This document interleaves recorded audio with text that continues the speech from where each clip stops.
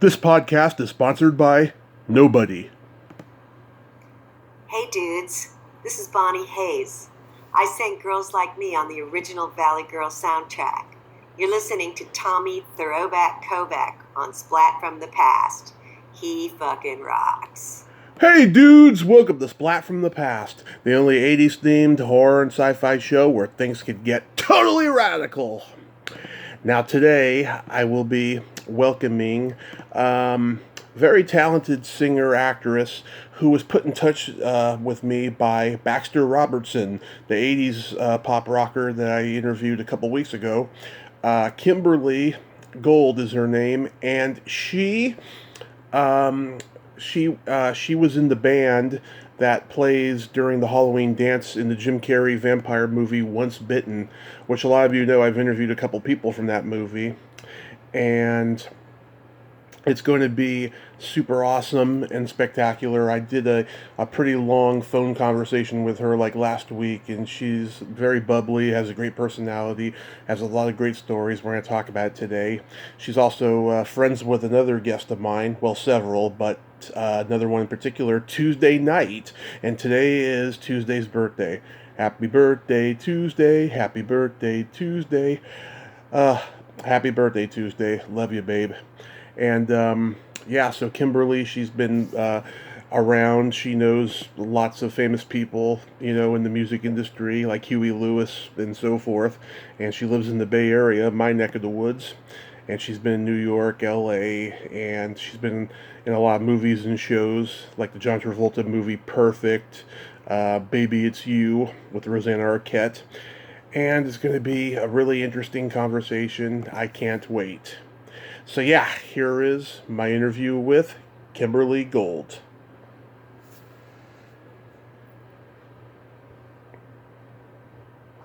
Hello. Welcome to the show, Kimberlye. How are you today?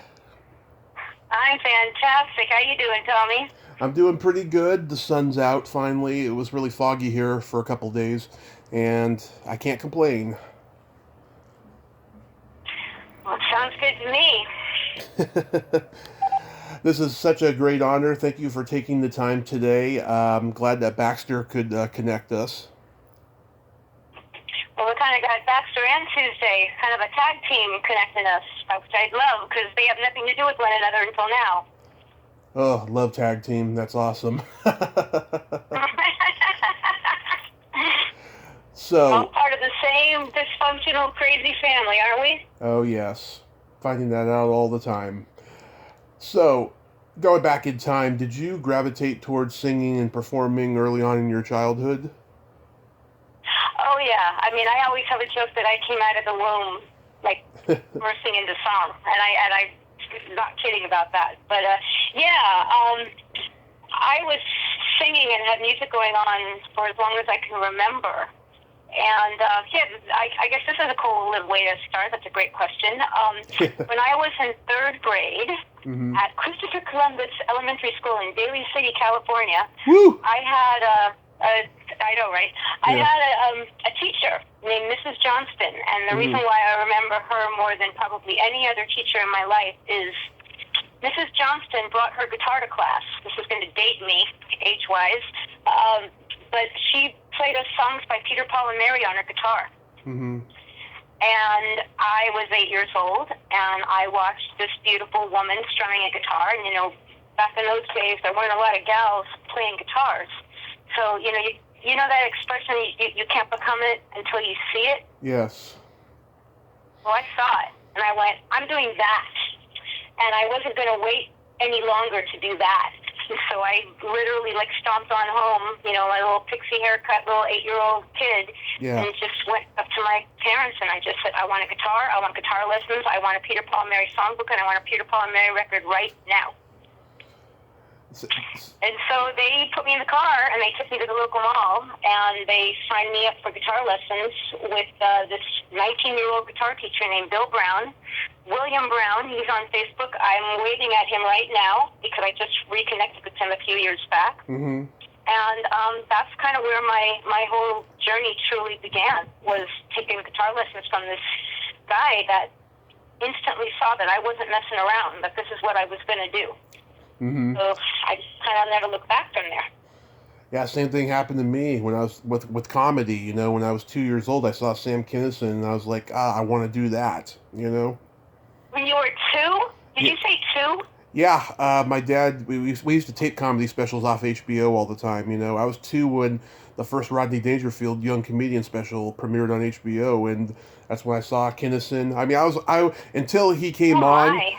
I saw all these comedians before he came on, and I was like, I want to do that. But then when I saw Sam, I was like, I really want to do that. That's amazing you can remember something when you're 2. I thought I had a good memory. That's pretty awesome.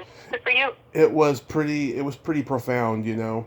And then I started, you know, doing Saturday Night Live sketches to entertain my family after dinner and imitating all my Mm-hmm. favorite comedians and actors. That's how it began for me.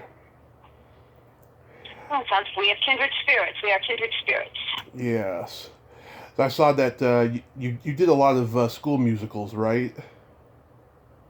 Yeah, I started doing musicals at a very young age. I mean, in grade school, Mm-hmm. I was in choir, which was called Glee Club back then. So I was always involved in some kind of like school, communal kind of music stuff. And then by the time I got to junior high school is when I started getting into the musicals. And I mean, I'm going to dig myself again, but I mean, we did stuff like, The Wizard of Oz and Little Abner, and so I was able to jump on board at a very young age with that, and then I did it all through high school as well. We had an extraordinarily talented group of kids all through junior high and high school, some of whom went on to like Broadway and stuff. Mm-hmm. But not everybody that were like the rising stars in those days went on to keep at it. I was one of the kind of the underdog kids that, I was always scrappy and I was going to do it no matter what. And so that kind of, I actually, my original plan was I was going to move to LA and go to UCLA after finishing junior college, and then I was going to make it to Broadway. But the rock and roll bug hit me, and you can ask me questions about what happened with that, and I kind of made a bunch of detours, but that music trajectory has pretty much been my main goal. I had some acting stuff too, which I'm sure you'll ask me about, but the music thing is what stuck. Oh yeah, I got it all here. I mean, I read your bio. It's a little. Yeah, I'm gonna let you lead the way. You know me already, Tommy. You know I could basically lead the whole thing because I've done what you do. You know, we haven't really talked that much about that, but I've done the interviewing part. So you got to rein me in. If that's your job, you're going to rein me in today. Yeah. Well, I read your bio. It was a little spread out. I didn't know, like, the timeline of what happened first or what, so I'll just ask as I go along. No, but please. I'm an open book. Go for it. Uh-huh. So, but you were born in San Bruno and raised in Daly City? No. I was born in San Francisco. Oh, okay. The first year of my life, I was born in what was then Mount Zion Hospital. I don't know what, if anything, it is now, but that was somewhere directly in the city. And for the first year of my life, I lived on Chestnut Street in the Marina in San Francisco. And then my dad moved us, unfortunately, to Daly City. And that was supposed to have only been like a very brief stay until we were going to move to someplace better. But we just never left. I never really got the full story of why that happened, but much to my mother's dismay, she had the best name I've ever heard for living in Daly City, California. She calls it Pneumonia Gulch. That fog. That damn fog. Go ahead. Sorry. Did I tell you when we talked last week that I was homeless for a brief time? You did not. Well, yeah. Well, it was actually pretty lengthy, but for a brief time, I was in Daly City, living at this crack house up there, and it was very, God, with all that smoke and everything. I mean, I've been there a million times since I was a kid. Like, I knew what I was in for, but I didn't really notice how, oh my God, just how solitary and so ghost town like it is up there. It gave me such a creepy vibe, and not even the alcohol that I was drinking at the time could even fix that. It wasn't like I was walking around and it suddenly became a happy place under the influence. I was just like, God, this is well, it sounds like you were in a much different area. The area of Daly City that I grew up in was very, very, very residential. I mean, I don't mean to take you off of your story, but go ahead. As far as my story, no, we were very, very much a middle class family. In fact, that song, that old song, I don't even remember if exactly who the songwriter was. I'm thinking it was that. Oh, I can't think of the guy's name right now, but the little boxes on the hillside. The satirist songwriter. I can't remember his name. Neil Young? Anyway, that's where we lived. We lived, every house looked the same. It had a palm tree on the front lawn, and it was very middle class residential. It wasn't like what you're talking about at all. I don't want people to get the wrong idea of how I grew up. I grew up in a very, middle class existence living in Daly City. It was just really foggy. Yeah, That's what I remember. Yeah, this was like right on the border of the Pacifica, and we had, and I'd take the bus and we'd go downtown to Mission Street, and there used to be a bar there that I used to hang out at occasionally because I was fucking the owner, but that's a whole nother story. And Okay. downtown was just it was just very bleak. It was like I wasn't close to Blade Runner, but I think in another 10 years it will be. It was weird. But so after high school, is that when you went to New York? Oh God, no. All right, you'll just keep asking me questions, and I'll keep steering us back to the timeline. That sounds good. Okay. So, is it okay if I kind of just give you some bullet points of kind of like what were the pinnacle moments that led me from like the one transition to the next, and then you can ask me questions from there? Of course. Like a good plan? Of course. Okay, so I was in high school, and I did all the stuff in high school, and I had bands, and that's when I got into my first bands, and was in drama and music all through high school, and I started going to junior college, and I was in the plays there, but I was always kind of like ahead of my time for whatever I was doing. Like I started going to college before I even graduated high school, and I started auditioning for the Broadway musicals that were coming through town on the touring companies. I started auditioning for those. I mean, I just kind of had balls of steel. I just knew I was going to do this, and it didn't matter like how much I had my stuff together. I just was going to show up and do it. And so I started doing that while I was still in high school, and then right in the beginning of college. And so when I was 18, I got cast in an original rock and roll musical comedy in San Francisco in Marin called Breakfast in Marin. It was written by who's still a dear friend of mine, Brenda Moore and Barbara Freakin, who were San Francisco grad students. This was their grad project. Right. And it was because of that show that really kind of was the trajectory of everything that's happened to me in my life since. I was 18 at the time. It ran for a year at a cabaret theater in San Francisco called Chez Jacques. Mm-hmm. It got nominated for Best Musical in that category for something called the Cable Car Awards. And it was and I was much younger than everybody else in the cast. I was cast as the little ingenue who got indoctrinated into sex, drugs, and rock and roll and New Age and everything that was going on this was 1979. And at the time, the friends of the people who wrote the show in the cast were people like Huey Lewis and his band, who were called American Express at the time, and they would come see us, Marty Allen, all of those people, from the Jefferson Starship and Jefferson Airplane, they came to our show. And, I mean, you just can't ever, unhear and unsee that when you're, 18 years old. It was like, no matter what I was going to do in the rest of my life, nothing was going to take me off that path. And so from there, I moved to Marin for a short amount of time, and I just did some more musicals and did some more stuff here in the Bay Area. But right before my 21st birthday is when I moved to L.A., and I was in L.A. almost 10 years.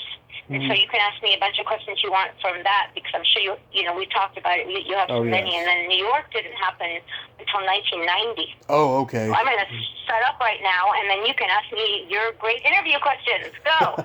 Okay. All right. So how did the rock music thing happen for you? Well, I mean, that's kind of a broad question. I was already playing in bands while I was still in high school, and at that point, the rock thing didn't really happen for me even far as an interest until probably my senior year in high school. My roots were really in R&B and funk. Like one of my first concerts when I ever went to see concerts when I was 10 was the Jackson 5 at the Cow Palace in San Francisco. And I used to go to the Circle Star Theater, and I saw a ton of shows there, and most of those shows were all the R&B soul bands. So that was my original roots. but I was also a big top 40 girl. And Oh, so yeah. I would listen to everything that was on the radio. And so I eventually gravitated, towards the rock stuff.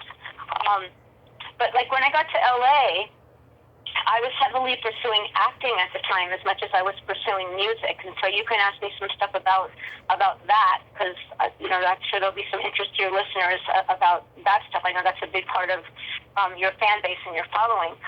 But the first band that I was in LA, I was in bands here and there, but, we can talk about singing background for two tonight, but I was also in top 40 bands, and I kind of cut my teeth doing that. I didn't have my first original band until 1987. I started songwriting in around 85, like in earnest. Yeah. I'd always kind of written, but I didn't take it really seriously. It just kind of bit me. It took control of me in 85. And by 87, I was ready to finally do my after singing background for Tuesday. We'll talk about that in a minute, for several years. Right. By 87, I was ready to come out and do my own first band, which was Kimberlye and the Gold. Mm-hmm. And you can ask me stuff about that. But that was like my first original, that we were like a pop rock band. Right. So, so what year did you move to LA? I moved to LA in 81. So in 81, wow, the wild and crazy cocaine years on the Sunset Strip in those days. Well, I didn't start out that well. First of all, Yeah. Don't lead your listeners out about that. But that was definitely a big part of it. That didn't really happen until later.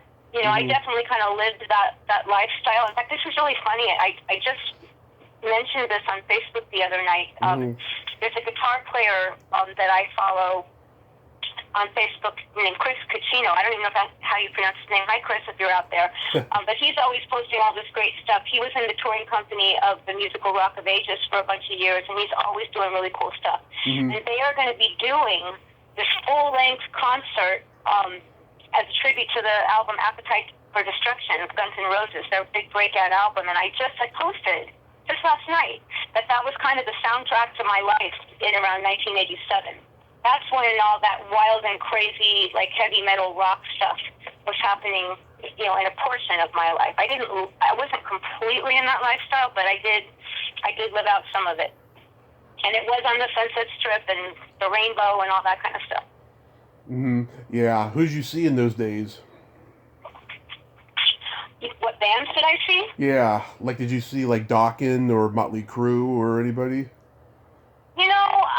I didn't really go to those kind of concerts all that much. I saw a lot of the local bands. I had friends that owned a lot of the clubs out there, but I was really kind of, at that point, I wasn't going to big arena shows at that point. I was very familiar with all those bands, and certainly because of MTV.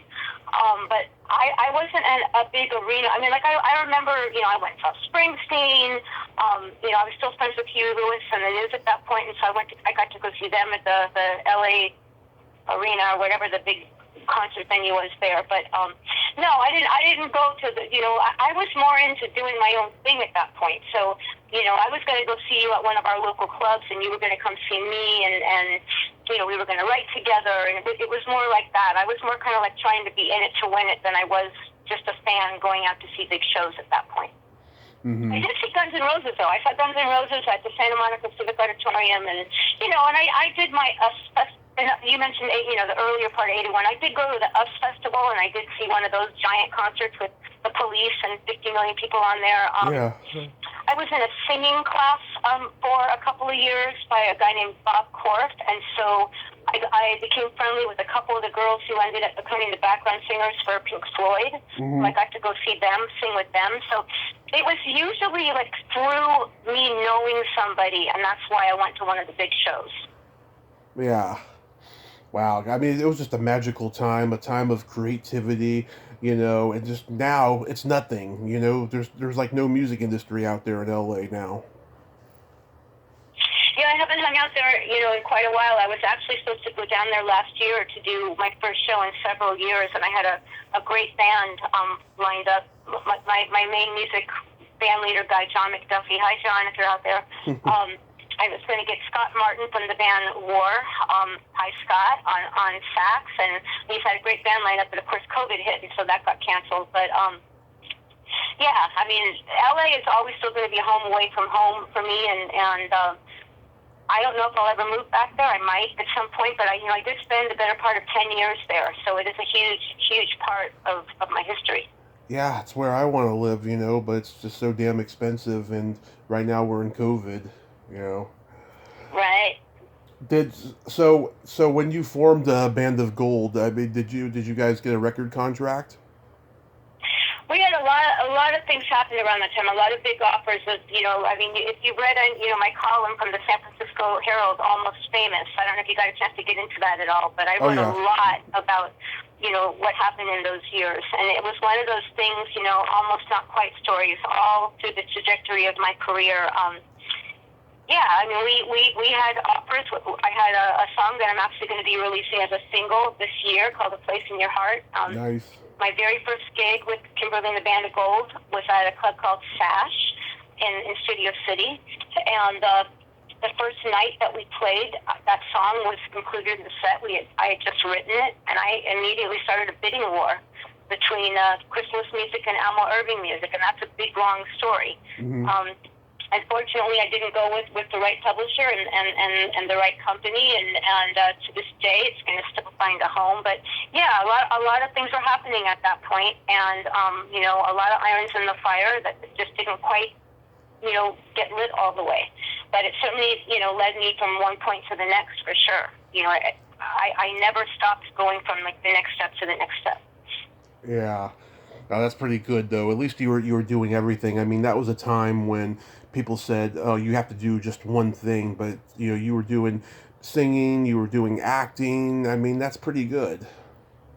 Yeah, well, I'm glad you brought that up, Tommy. So I was actually going to ask you if I could go there. So you read my mind. That's good. We're connecting. So yeah, about the whole thing about doing everything. So yeah, at that point, around 80, 83, 84. Mm-hmm. I was still very much involved in acting. I was taking acting classes. I can't remember the guy's name, but the name of the company was called Neighborhood Playhouse West, and that was a sister company from the one in New York that people know very well, Neighborhood Playhouse. That's the very famous acting teacher Sanford Meisner, and in New York that was like Bob Duvall and Robert De Niro. All those people were from that school, and one of the students from that school came out and started teaching the class in LA. And a very close friend of mine who was in the show Breakfast in Marin, Nancy Scher, she's the one that got me into that class. She is the reason, I can segue to this because I know you want to talk about this. She's the reason why I got to be in the all-girl band in the movie Once Bitten. Right. So I'll let you bring that up in a minute. And also, so I was going to acting class twice a week. And in that time period, Jeff Goldblum and Michelle Pfeiffer were like in my class. Jeff would come to take the class whenever he was not on a movie and he was in town. He got Michelle into the class. Dee Dee Pfeiffer, her sister, was in there, who's now on that show Big Sky. Yeah. It's a very amazing, incredible class. And again, a lot of big stuff happened around that time, and that was also at the same time that I was singing background for our wonderful, amazing, talented friend and birthday girl, Tuesday Night. Oh, so nice. all that stuff was happening at the same time. And Tuesday was responsible for me getting an audition with one of the biggest talent agencies at the time in LA, Triad, because that was her agency. Yeah. And I came, very, very close to, really going down that acting path. But at the same time, I was really getting into the songwriting thing and, wanting to be my own artist and a songwriter for other artists.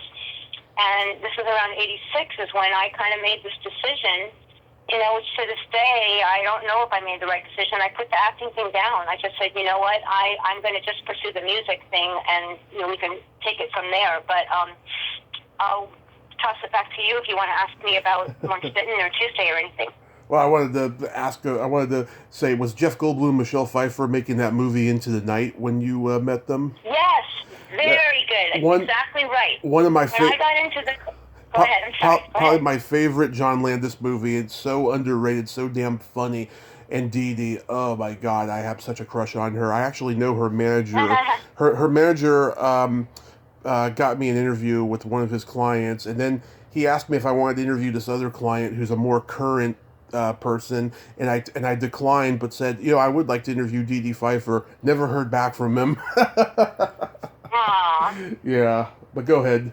No, Go ahead. that's all good, great stuff. Yeah, my very first day in the class, this is a fun story. Mm-hmm. My very first day in the class, there's this technique in the Meisner technique called the repetition exercise. And it's a thing where you get up on the stage with another actor, and they say something to you. You have to keep repeating it back and forth until, something makes you change what you're doing. It's just part of what their technique is. And so my very first day, I get up on stage, and there's this big, tall guy with a big cowboy hat on and a beard and dark sunglasses, and they put me up with that actor to do my little exercise. And, I was green as the day is long, and I didn't know what I was doing, and I did my little thing, and I sat down, and one of the students says to me, "You know who that is, right?" And I'm like, "No." He said, "That's Jeff Goldblum." I had no idea. My very first acting exercise was with Jeff Goldblum. He was in town. He had just finished Into the Night, and shortly thereafter is when he brought Michelle into the class. And my first memories of Michelle, Mm-hmm. she came to class with big, oversized overalls and looked like she had just gotten out of bed, no makeup, and she was the most beautiful woman I had ever seen in my entire life. Like, it was astounding. Like, what you see on the screen, she looked like that, just like getting out of bed with no makeup on. And very quiet and very sweet, and it was very clear. This was after she had done, I guess, Grease 2 and Into the Night. She wanted to learn. She was there, like, she knew that, if she was going to be the big star she became, that she needed to learn her craft. And I remember, being, I really admired that about her. Mm-hmm. I don't remember a lot about Dee Dee. I remember her being very sweet, but, I don't have any, specific memories about her. Yeah, well, it's funny. I always wanted to interview her. I wanted to interview her even more. There's a YouTube channel of the old Dr. Drew and Adam Carolla radio show.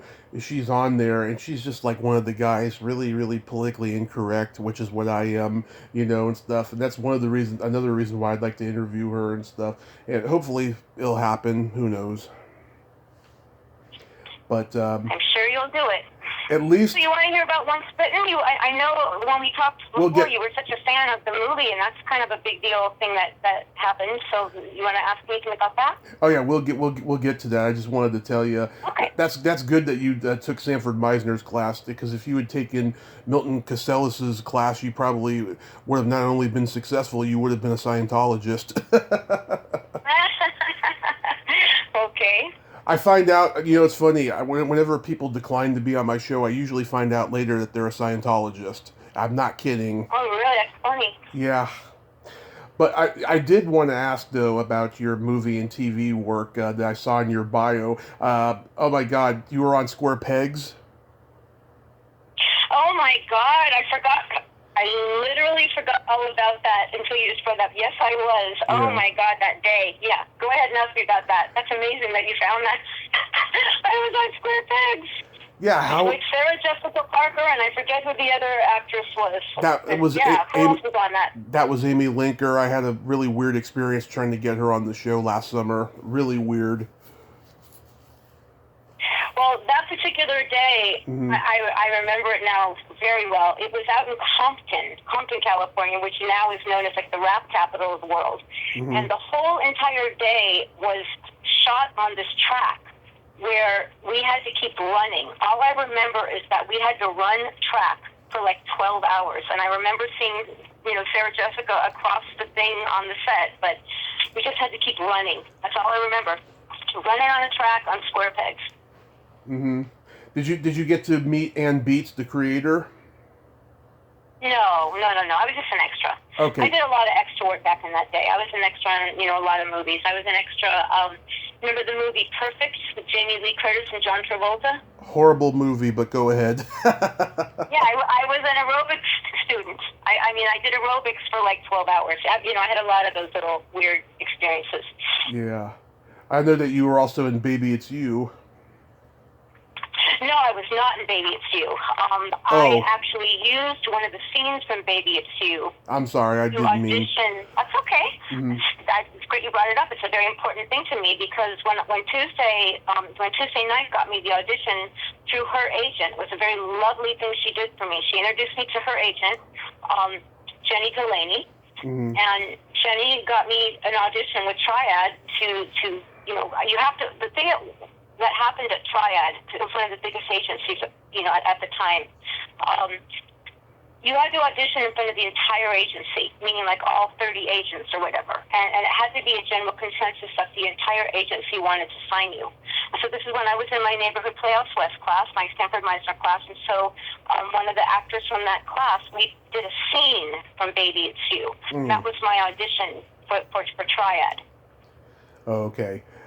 Oh, and I also see Shattered Spirits. Oh my God, I've interviewed Jill Sholin, and we've talked about that. But I remember watching that right after I got out of the hospital from my car accident, and it made me see like everything bad that I did when I was drinking.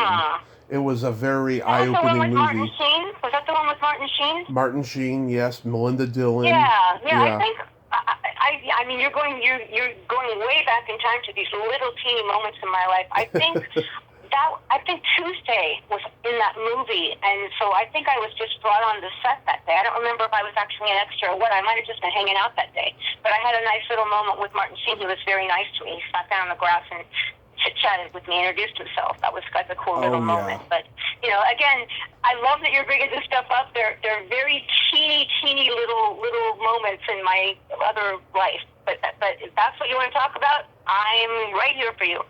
Oh yeah, I'm a movie guy. It's just I know. always That's fun. That's great. it's always been who I am. I'm always curious to know when I see that someone's been in movies. Yeah. Well, they're just little things, though. I mean, I don't want to steer you down the direction that It's okay. the biggest movie thing for me was the thing that I did for Once Bitten. So that's Okay. something that my name was in the credits. Okay, let's go into Once Bitten, how you got that, and the whole process. Okay. Okay.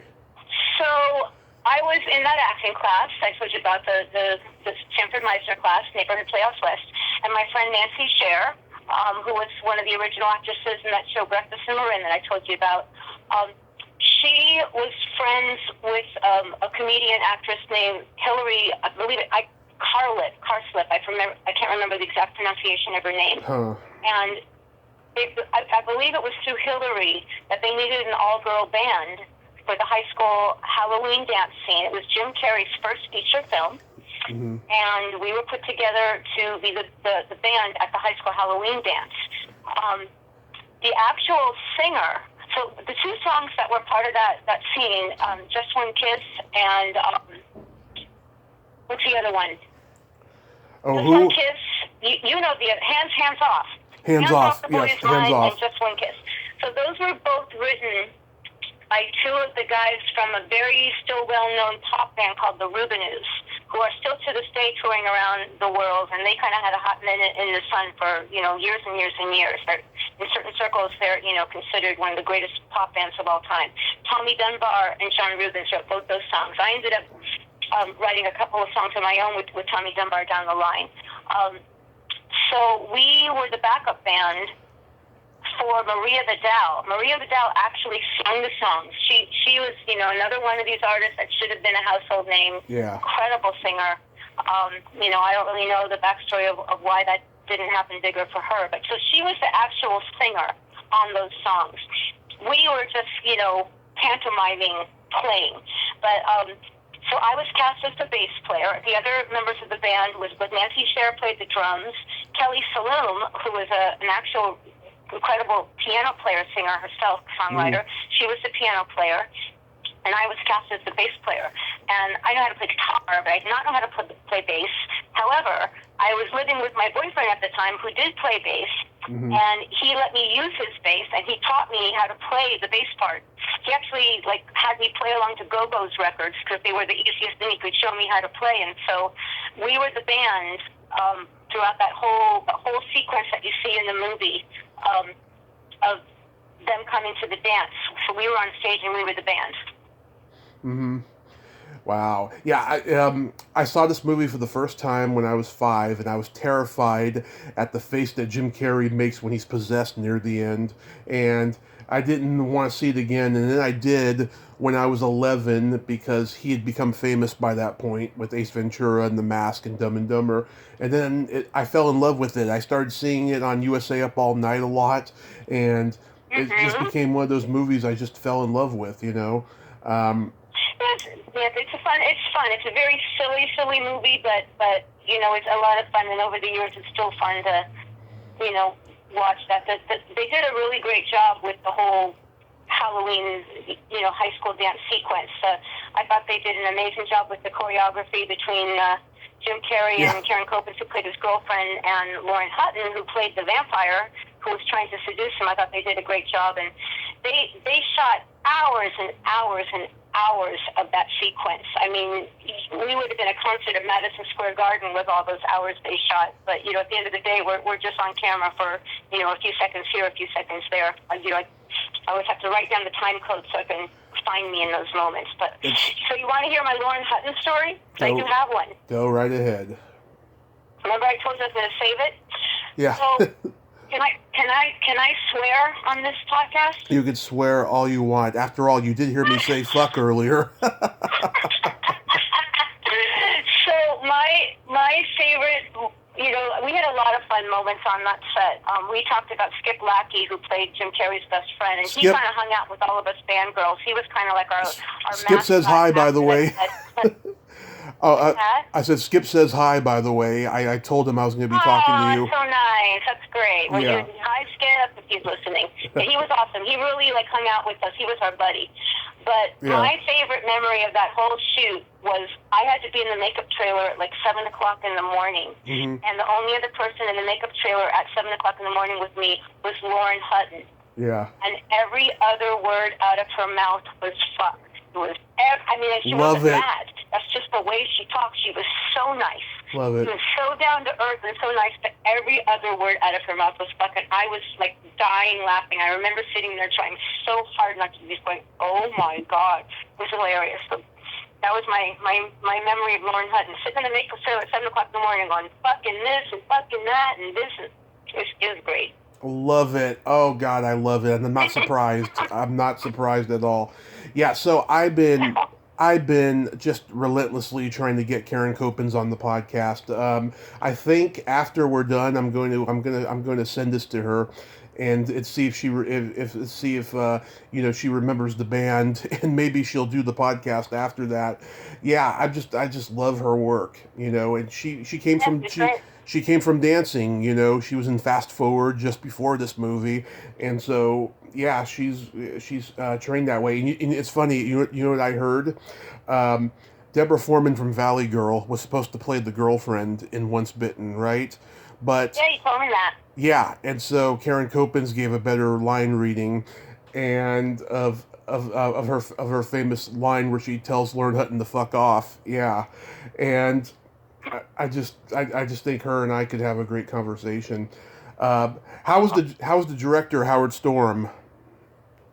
Oh, it was great. I mean, it was a very, you know, top level, very professionally run operation. You know, I mean, I don't have like really specific, you know, I can quote actual things that were said, memories. I just remember, you know, it was very, very top-notch, professionally done. I knew, you know, all his sitcom TV work and everything. It was, you know, it was done. It was very well done. So you still got me stuck in like the mid-'80s in LA. Did you want to get any more background on getting closer to today, or did you want to kind of just stick in the movies in the 80s, or what's your jam, man? Well, that's it for the movies, though. But so I can't remember if you told me already, but how did you meet Tuesday again? So I think that's a really good question, and I'm going to need to ask her about that. And by the way, I told her I would do this for her today. Would you mind terribly if I sung Happy Birthday to her on your show? I was actually going to save that for the very end. Do you mind if we do it then? We'll save it. No, yes. Let's save it. I have it written down. I think that I answered an ad I actually think that I had seen an ad in like the LA Weekly, or so, it could have been that somebody recommended me. I honestly don't remember. We'll have to ask Tuesday about that. But I answered some kind of ad or was recommended to be her background singer. And so I just remember going to a sound stage. She had a big rehearsal space that she rehearsed in. And at the time, her guitar player and co-writer was a pretty well-known guitar player named Paul Warren. Hi, Paul, if he's out there. Paul was in Tina Turner's band at the time, and he's played with everybody, Rod Stewart, Joe Cocker. And I don't even remember, to be honest, we'll have to ask her. I don't even remember, what my audition was like. I don't remember, having to do an audition and suddenly I was just in the band. And I sung background for her for several years. We played Madame Wong's West, we played Fast, we played... I can't remember the Palace in Hollywood. That was probably one of the bigger gigs that we did. And she had a deal on CBS Records at the time. And so I sung background on that record. And then she had another deal down the line with it. Frank Wildhorn was her producer at the time. And so I sung background on all the demos for that record. Mm-hmm. But then I moved... And when I finally did my band, I'll always remember this. When I had my very first gig doing Kimberlye and the Band of Gold, Tuesday came up with me for the encore, and we sung Band of Gold together. That was really cute. We'll have to do that again someday. Mm-hmm.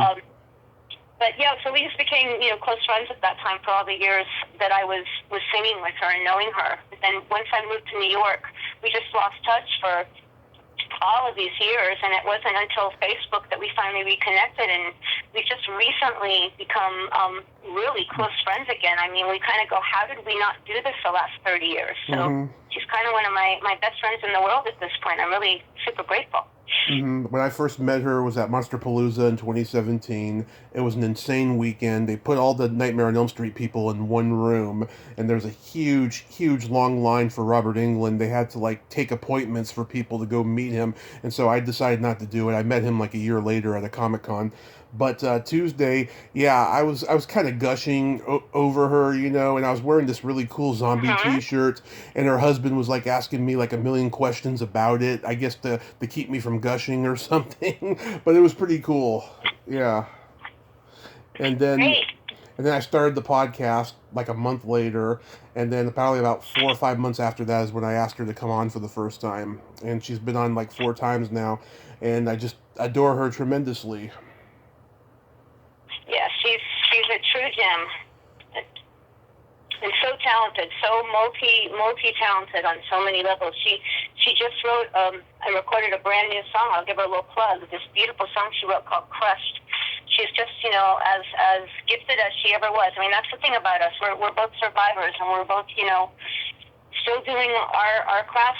Hopefully at the top of our game, and we'll keep doing that. Till our next life. Mm-hmm. So you left for New York in 1990, you said? Yes, I moved to New York in the summer of 1990. I had been going back and forth a little bit because I just loved it there. And I at the time, I was writing with, this is in some circles, one of the most famous rock and roll singers of all time, and in others, you probably never heard of him. Have you ever heard of a singer named Joe Lynn Turner? Of course, from Rainbow. From Rainbow. Okay, so I was working with Joe Lynn Turner, and he's another one that should be as big as Lou Gramm or any of those guys. And yeah, I agree.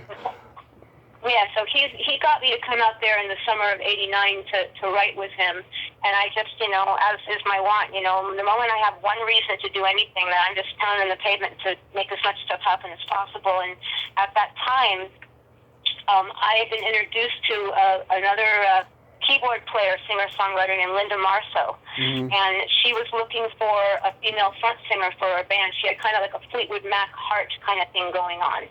And we met and just instantly fell in love with each other. I at the time I had long black hair, and I was little, and she was little, and she had long blonde hair, and we just looked at each other and we said, oh my God, this is it. And so I recorded a bunch of songs with her while I was there, and I came back to LA. And at that point, I'd been in LA almost 10 years, and I kind of said, I really want to change. I really love New York. I'd always wanted to move to New York. It was one of my dreams. And so she said, come here, and we'll put the band together. And so I did. I literally just I moved to New York specifically to put this band together. We called it Life on Mars. Nice. Because it was kind of like a David Bowie. her name. Yeah. Well, no, it wasn't really. We knew it was a David Bowie song. It was my idea. I knew it was a David Bowie song, but it was kind of like, I forget the word. What's the word when one word sounds like another word?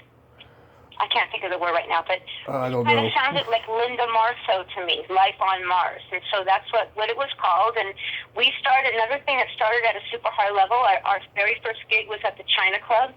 Yeah. Which was a really big deal place to play at that time. I played another club called Tramps. And I was in the band for not even a year. But, I always lived life to the fullest, and there was a lot of drama going on inside the band, romances within the band. It was kind of like a Fleetwood Mac heart kind of personal life thing going on at the time. And so I ended up leaving the band, and they ended up getting another singer. But Linda and I still remained close, and sadly, she had kind of a freak, like a heart attack or something. Ooh. I don't know how many years ago, and then she got better from that, and then sadly she had a stroke and she passed several years back. And I still miss her terribly. She was a real bright light. That she's another one that lived life to the fullest.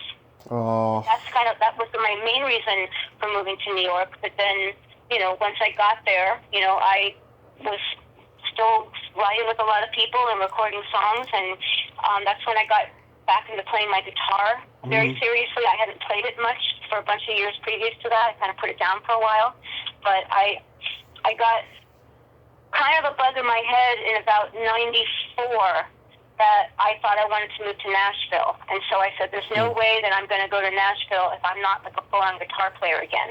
And so I had a neighbor, and if he's listening, Lou Loria, right down the street from me, incredible guitar player, also singer, songwriter, producer, and he was recording some songs for me.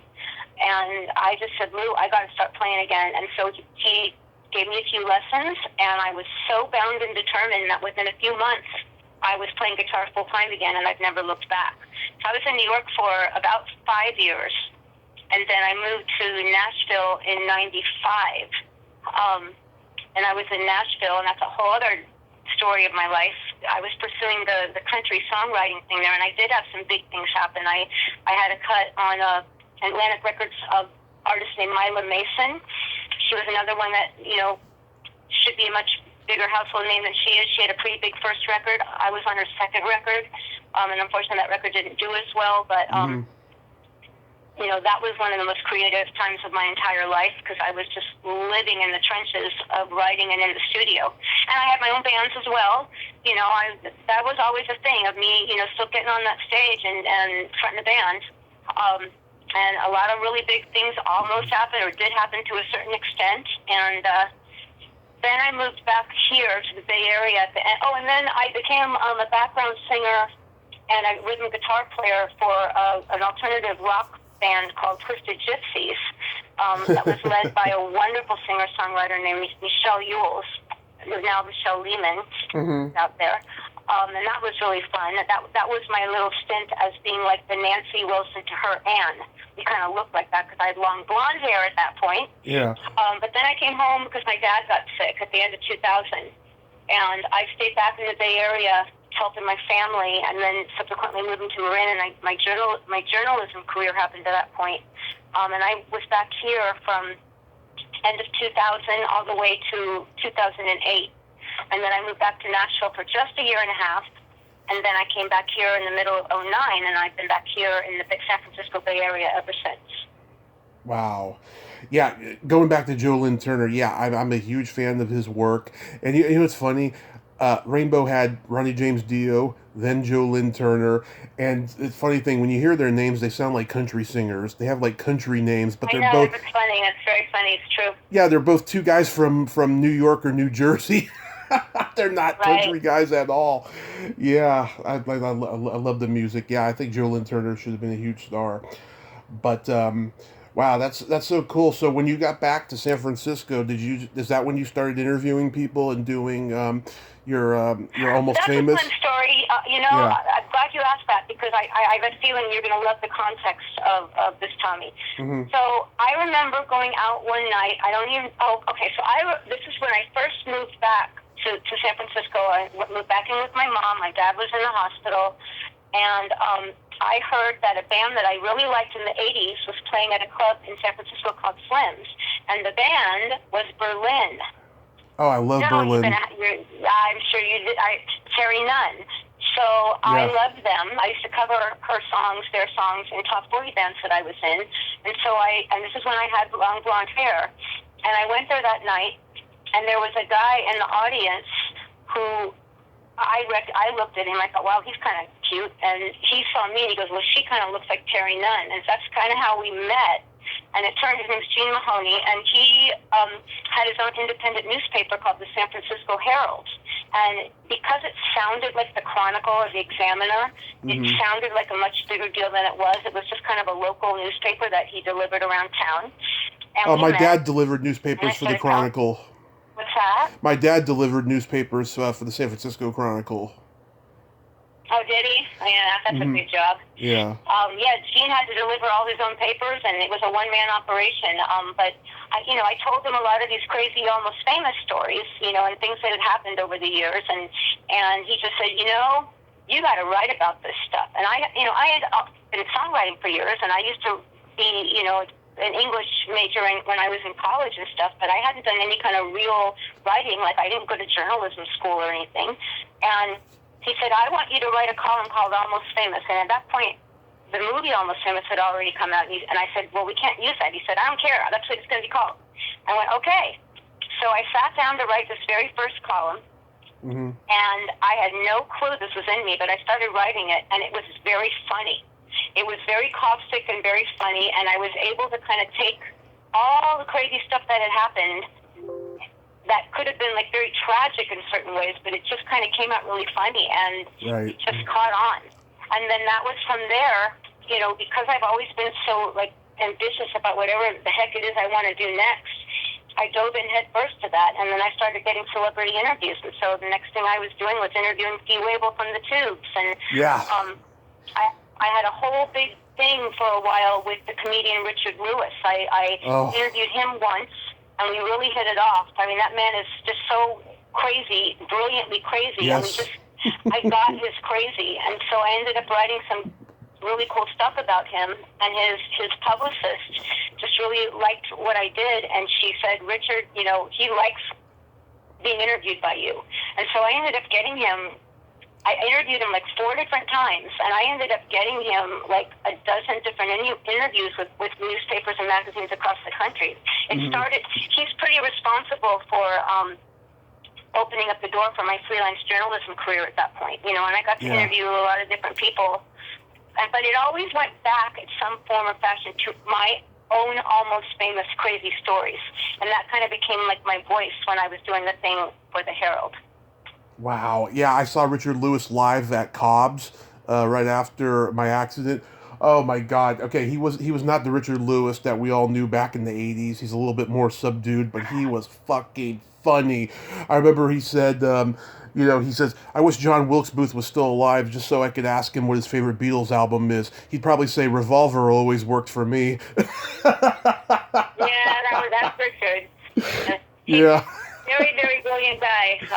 The thing that I had to do with Richard, which, I kind of learned his whole rhythm, is that, his mind works so quickly that he just starts going off to the races and he barely finishes a sentence. So what I would have to, I'd have him on tape, and I'd have to have a pen and a paper, and I'd be jotting things down as quickly as I could, knowing that within this insanity he was spewing out, I had just heard something that I knew I was going to use. And I got to the point, it was really fun actually, but I got to the point where I would yell at him. I would go, Richard, you've got to finish the sentence, because he would just, it would be just like completely, what's that expression? Just free form, stream of consciousness. It would just be like this, we'd be on the phone and he would just I'm the one that would have to end the conversations. We'd be on the phone for 90 minutes and I'd go, hey, Richard, man, I got to go. But he liked it. So, I had some really fun interviews with him. I got him into San Francisco Weekly. This was really fun, a little feather in my cap. He had always wanted to get an interview there's a very big magazine. I don't even know if it's still there, but it was a very big deal in New York called Time Out New York. It was like one of their main entertainment magazines.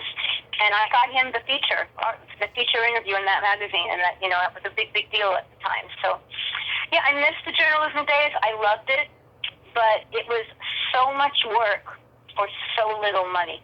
Yeah. And it got to a point where, when I was trying to make a full-time living as a musician, I had to make some choices, and I kind of put it down for a while, and I just, at this point, I haven't picked it back up. I want to write a book someday, and, perhaps I will. I'm writing my first book right now about my love of cult films, and Once Bitten will be mentioned in it once I get to that point. Aww. Yeah, I met Fee Waybill one time. Went to go see the Tubes at Santa Cruz in 2016, and I was surprised at how quiet he was compared to his onstage persona. Yeah, he's very, very different in person. I mean, when I got to interview him, this was all the way back in, I guess, 2001. He was another one. That was one of my first celebrity interviews. Had him on the phone for a really, really long time, and yeah. He had a lot to say. He really had a lot to get out of all his frustrations, of all the stuff that had happened in his career, and so it's actually a very funny read. But I have you want to hear my Tubes trajectory? Because I had a direct thing with the Tubes long before this happened. So of course. This would have been 1980, when right before they were ready to release the completion backwards principle. Yeah. And what the Tubes used to do, once every 2 years, is they would hold something called the Tubes Talent Hunt, and they would have any crazy person that wanted to come do their little act for them, and then they would pick a couple of them to open their concert tour. And so I became a big fan of the Tubes when they were kind of in an off period, and they weren't doing their crazy stage show. They were just playing music. Right. Because they felt like it. Yeah. I remember going to see them at the Old Waldorf, and he had on a baseball uniform. He had just come from playing softball. No costumes, nothing. Yeah. And I didn't know anything about him. I'm like, oh my God, he's like the best singer and frontman I've ever seen. He's another one that I would say, the top 5 greatest singers of all time that never got his due, because the Tubes always were known for their crazy stage show. And so he never really got his due as like one of the greatest rock singers of all time. He just put out a brand new solo album. But anyway, so they were about ready to, so I became a fan, and I bought all their records up until then, and then they were holding a Tubes Talent Hunt at the, what was the club? It was on Broadway in San Francisco. I can't think of the name of the club. It's not there anymore. Comedy Club. It's the Comedy Club. And I got together with these 2 other female singers and this piano player guy named Richie Ray. Lynn Ray was one of the singers. Richie was in the original cast of Beatlemania. And we took the song from the musical Oliver. Right. I Do Anything. It's a very well-known, song from the musical Oliver, and we changed it to Anything for a Large Fee. And we made the whole song about Fee and the Tubes and about money. And we had all these little dance routines we did, and all these kind of crazy props. It was very risque. It was very wild and silly, and we performed it for the Tubes that night as part of this contest. Fee got in front of us and bowed down on his knees to us. We won with about 2 or 3 other acts, and so they were going to debut their album at the Palace of Fine Arts in San Francisco. It was and then they were going to go on a world tour. And so we were literally backstage at the Palace of Fine Arts in costume with our props ready to open the show. And they neglected to realize that we needed a piano. They thought we were singing to Traxxers. I don't know what happened, but their choreographer, who's now one of the most famous choreographers in the industry, Kenny Ortega. Oh yeah. Kenny Ortega wouldn't let us. He was the one that was supposed to be responsible for all this. He was, their choreographer and director. And Vince Welnick, the keyboard player in the band, wouldn't let us use his keyboard, and so we were not allowed to go on stage. And these giant paper mache head people went on in our place, and we never got to open for the Tubes. Oh, and we were backstage. I was 18, 19 years old at that point, crying, and Fee coming over saying, "Hey, I'm so sorry. I'm really sorry. We can't do anything about it." But yeah, that was my little almost famous moment with the Tubes. Did you tell him that when you interviewed him? We totally went at it, and Yeah. it was very funny because he yelled at me. He yelled at me to get the fuck over it. It was one of our. It started at the beginning of the show, and he kind of yelled at me and kind of blamed it on me, and it's all in the interview. If you go to sfherald.com or put Almost Famous Kimberlye Gold, the Sea Level story, that whole story is. The whole interview is in there, and including us kind of going at it. It was pretty funny. Okay, cool. So is there anything upcoming you want to promote? Yeah, please. Well, a couple of big things we didn't talk about. So, about 10 years ago, I started a business playing music for retirement communities and hospitals and stuff, and it allowed me to become a full-time musician. I didn't have to do anything else but play music. And through that, I was able to hire some, pretty big-name first-call players whenever I had an opportunity to add somebody else onto my roster. A lot of this was just solo work. And one of those people is the lead tenor sax player for the band Tower of Power, which is a band that I've loved since I was in junior high school, named Tom Politzer. And through him, I met a whole bunch of other, very well-known musicians here in the San Francisco Bay Area. Mm-hmm. And in 2018, I put together my own first big band called Kimberlye Gold and the Rock and Soul All-Stars. And we headlined at the Empress Theater in Vallejo. And that was one of the biggest things I had done up to that date as far as just me being a band leader. Everybody in the band was killer, and we did a combination of R&B, old school, funk soul tunes, which was what I grew up on with my own original tunes. And through that, I got to know a lot of the guys in Tower of Power, including some of their original members, David Garibaldi, their drummer, who's become a very dear friend of mine, and Roger Smith, their keyboard player.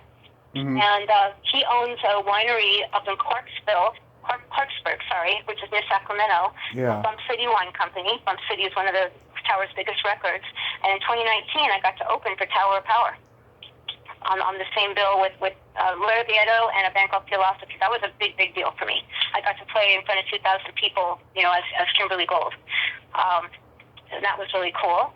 And the most recent thing is I'm working with a new producer for me named Jimmy Goings. Jimmy Goings is an amazing singer-songwriter, artist in his own right.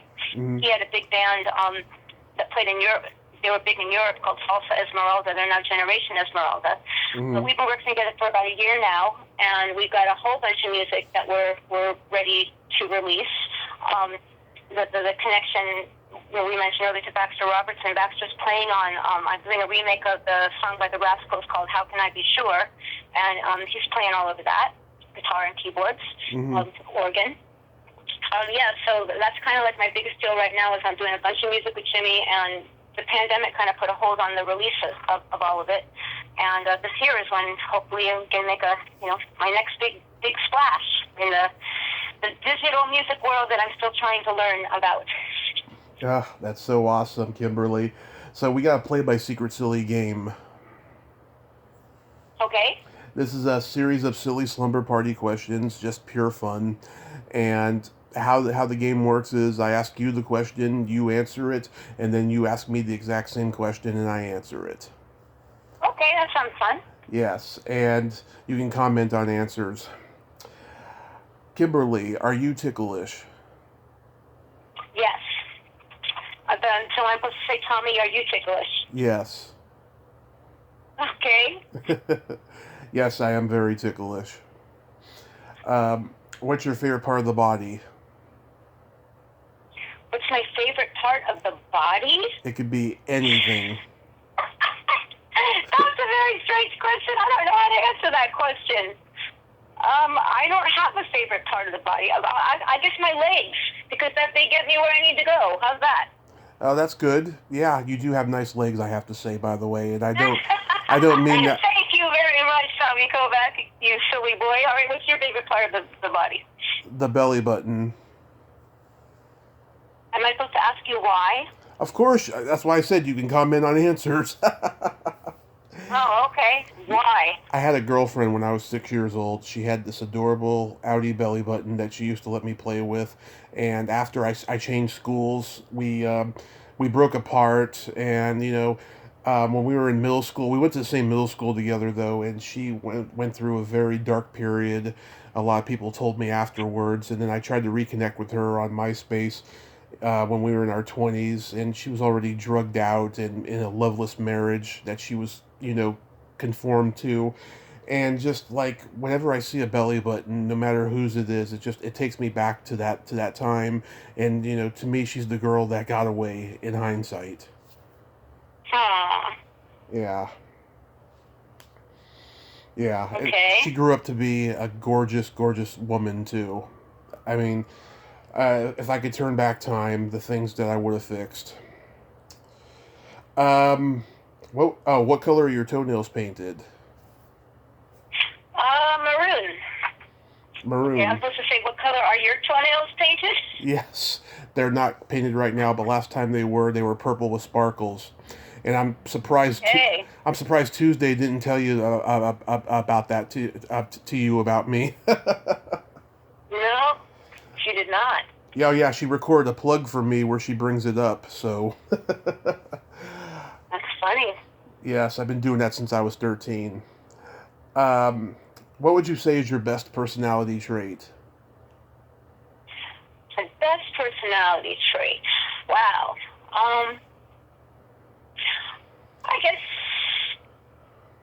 I guess my outgoing inquisitive nature. I guess my outgoing inquisitive nature mixed with what I hope people perceive as a very big heart. How's that? Yes, that's a good one.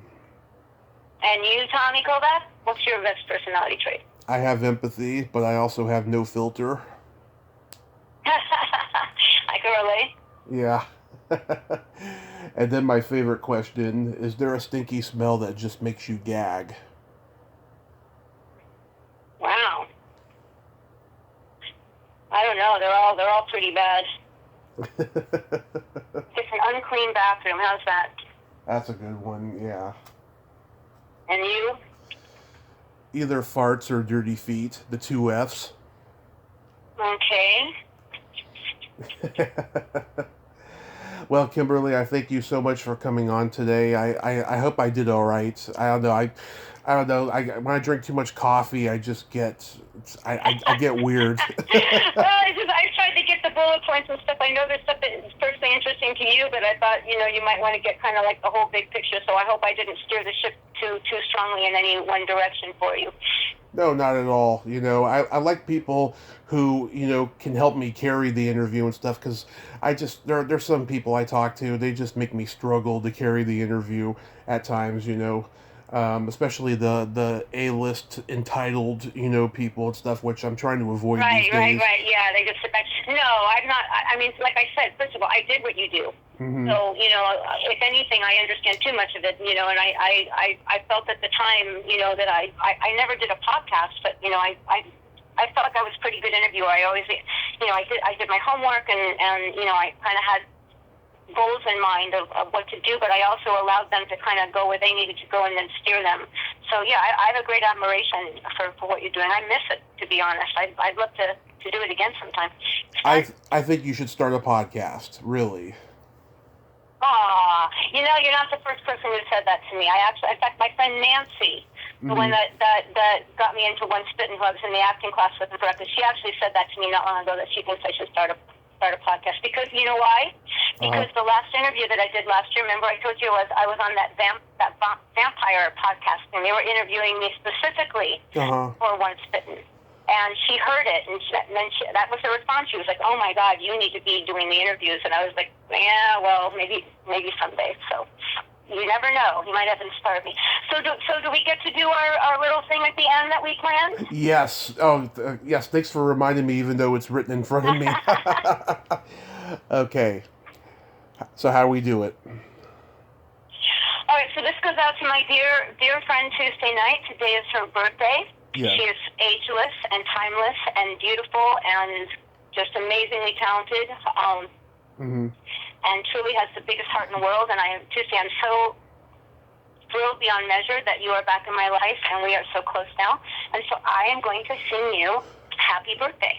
And I think the way I kind of want to do it a little bit, sort of, I want to be a little bit like Marilyn Monroe right now. How's that? Okay, go right ahead. I'm just going to sing happy birthday. All right, here we go. Okay. I haven't practiced, so I'm just going to do it. Happy birthday to you. Happy birthday to you. Happy birthday, dear Tuesday. Happy birthday to you. Beautiful. Happy birthday, Tuesday. You like that? Yay! That wasn't very Marilyn. It was just me. That was me being me. Oh my God, Kimberly, that touched me so much it raped me. Aww. Did you say rape too? Is that what you said? Yeah. Oh God. Okay, Tommy Kovac. I think that's a perfect way to end this. To end the interview. Well, I'm glad. Thank you so much for including me on your journey. That's very special, means a lot to me. I really appreciate it, and I wish you well in all of your endeavors going forward. I'm sure we'll stay in touch. Yes, Kimberly, I'd like to stay in touch with you. You're a lot of fun, and I don't know, when I'll be back in the Bay Area, if this whole pandemic gets under control and stuff, but I'd like to see you if I do. That would be great. I'd love it. All right. Well, you have yourself a great day and stay safe. You too, Tommy. Take care, and thank you again so very much. My pleasure. Okay, bye-bye. Okay, bye-bye. Well, there you have it. Kimberlye Gold. Ain't she a sweetheart? Oh, she is so awesome. I'm so glad I got to talk to her. Like I said, she's an upbeat, bubbly ball of wax, and I truly, truly like her. Well, until next time, this is Tommy Throwback Kovac saying there's no shame in living in the past because the present sucks. Later, dudes. Hey everyone, this is Tuesday night, Kristen in A Nightmare on Elm Street 4, the Dream Master, and you're listening to Tommy Throwback Kovac on Splat from the Past. You know, the guy with the painted toenails.